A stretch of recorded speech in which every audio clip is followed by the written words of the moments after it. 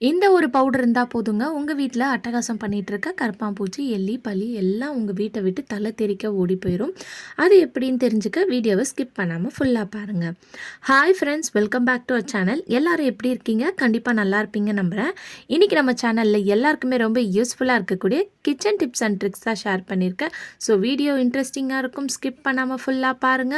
அதுக்கு முன்னாடி நீங்க இப்பதான் நம்ம சேனல ஃபர்ஸ்ட் டைம் பார்க்குறீங்கன்னா, இப்பவே சப்ஸ்கிரைப் பண்ணிக்கோங்க.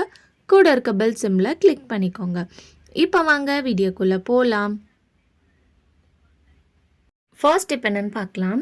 இந்த மாதிரி பெட்ல வந்து நம்ம பெட்ஷீட் வந்து நல்லா நீட்டா போட்டு வைப்போம். அது என்னதான் நீட்டா போட்டு வச்சாலும், பசங்க இருக்கிற வீட்ல இந்த மாதிரி ஏறி ஏறி விளையாடி அந்த பெட்ஷீட் வந்து பார்த்திங்கன்னா கலைஞ்சு போயிட்டே இருக்கும். அதே மாதிரி நம்ம போடக்கூடிய பெட்ஷீட் வந்து அந்த பெட்டுக்கு வந்து கரெக்டான சைஸா இல்ல, ஃபிட்டா இல்லனாலும், சின்ன சைஸா இருந்தாலும் உங்களுக்கு நீங்க நீட்டா போட்டா கூட, நம்ம அதில உட்கார, எந்திரிக்க செய்யும்போது வந்து பார்த்திங்கன்னா, பெட்ஷீட் வந்து கலைஞ்சிட்டு வந்துக்கிட்டே இருக்கும். ஸோ, இப்ப எங்களோட பெட்டுல இந்த பெட்ஷீட்ட வந்து பாருங்க. ஸோ, அதோட சைஸ விட இது வந்து சின்னதா இருக்கு. ஸோ, உள்ள நம்ம நல்லா போட்டு இன்சர்ட் பண்ணி வச்சாலே வந்து பார்த்திங்கன்னா, அது வெளிய வந்துரும். அதுவும் இந்த மாதிரி சைஸ் வந்து கொஞ்சம் சின்ன பெட்ஷீட்டா இருந்துச்சுன்னா, கண்டிப்பா வந்து அடிக்கடிக்கு கலைஞ்சு போயிட்டே இருக்கும். இந்த மாதிரி அப்பப்போ கலையாம இருக்கணும்னா, நான் இன்னைக்கு வீடியோல ஷேர் பண்ணியிருக்கேன். இந்த டிப் வந்து பார்த்திங்கன்னா, உங்களுக்கு ரொம்ப யூஸ்ஃபுல்லா இருக்கும். ட்ரை பண்ணி பாருங்க. அதுக்கு வந்து நான் இங்க ஊசியும், நூலும் தான் எடுத்திருக்கேன். இப்ப இந்த ஊசி நூல் இருந்தா போதும். உங்க பெட்ஷீட்ட வந்து பார்த்தீங்கன்னா, பக்காவா நீங்க நீட்டா நல்லா ஃபிட்டடா வந்து போட்டுக்கலாம். அப்பப்போ வந்து நம்ம இத போட்டுக்கிட்டே இருக்கணுன்ற அவசியம் இல்ல. இப்ப நம்ம பெட்டோட கார்னர்ல, அதாவது 4 சைடு கார்னர் இருக்கும் இல்லையா? அந்த 4 சைடு கார்னர்லயும் வந்து நம்ம இந்த மாதிரி இந்த ஊசி நூல வந்து ஒரு ஸ்டிட்ச் மட்டும் நம்ம பண்ணிக்க போறோம். ரொம்ப டைட்டா பின்னக்கூடாது. இந்த மாதிரி லைட்டா ஒரே ஒரு சின்ன நாட் மட்டும் போட்டு ஸ்டிட்ச் பண்ணிக்கோங்க. ஸோ இந்த மாதிரி பண்ணி விட்டுட்டிங்கன்னா, உங்களுக்கு அதோட ஃபிட்டா இருக்கும். நீட்டா இருக்கும். நீங்களே இழுத்தா கூட வந்து பார்த்தீங்கன்னா, அது உங்களுக்கு கலஞ்சு வராது. அதுக்கப்புறம் நீங்க ஆஸ் யூசுவல் எடுத்து நீங்க வாஷ் பண்ணும்போது, அந்த நூல வந்து நீங்க கட் பண்ணிட்டு, இந்த பெட்ஷீட் எடுத்து போட்டு நீங்க வாஷ் பண்ணிக்கலாம். திருப்பி வந்து நீங்க இந்த மாதிரி பெட்ஷீட் போடும்போது, இந்த மாதிரி போட்டு விட்டுட்டாலே போதும். இல்லன்னா நம்ம அப்பப்போ இந்த பெட்ஷீட்ட வந்து நீட் பண்ணி போட்டுக்கிட்டே இருக்க மாதிரி இருக்கும். ஸோ, இப்போ இந்த சைடு கார்னர்ல போட்ட மாதிரியே, அந்த சைடு கார்னர்லயும் வந்து நான் இத வந்து ஸ்டிட்ச் பண்ணிக்கிறேன். இந்த மாதிரி நீங்க 4 சைடும் வந்து ஸ்டிட்ச் பண்ணி வைங்க. லைட்டா ஒரே ஒரு ஸ்டிட்ச் மட்டும் நீங்க போட்டா போதும். ஸோ, பசங்க இருக்கிற வீட்ல வந்து மேலே ஏறுவாங்க, உட்காருவாங்க, விளையாடுவாங்க. அந்த மாதிரி பண்ணும்போது அப்பப்போ பெட்ஷீட் கலைஞ்சிட்டே இருக்கும். நம்மளும் வந்து அத அப்பப்போ எடுத்து போட்டு வேலை செஞ்சு போட்டுக்கிட்டே இருக்கிற மாதிரி இருக்கும். அதுக்கு பதிலா ஒரே ஒரு வாட்டி மட்டும் இந்த மாதிரி 4 சைடு நீங்க ஸ்டிட்ச் பண்ணி வச்சுட்டா போதும். எவ்வளோ நீங்க அத இழுத்தாலுமே உங்களுக்கு அந்த பெட்ஷீட் வந்து கலையாம நல்லா ஃபிட்டா இருக்கும் உங்களுக்கு.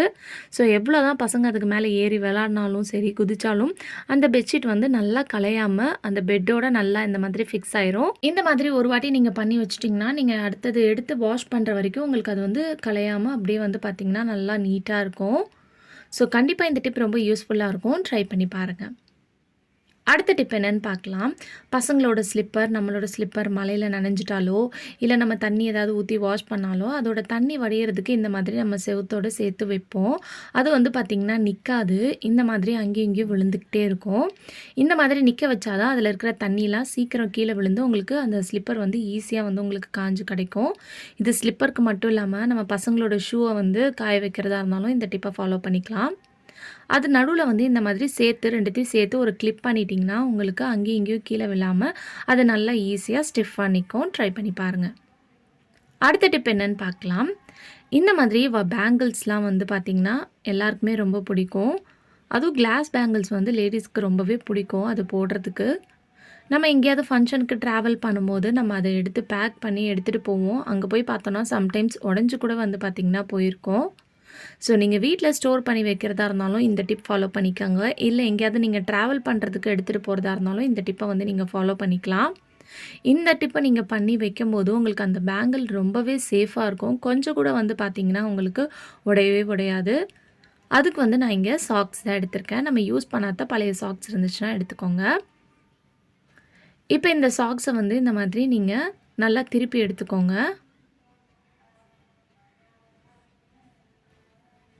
சாக்ஸ திருப்பி எடுத்ததுக்கப்புறம், இந்த சாக்ஸ வந்து நீங்க உங்க கைக்குள்ள இந்த மாதிரி மாட்டி விட்டுக்கோங்க.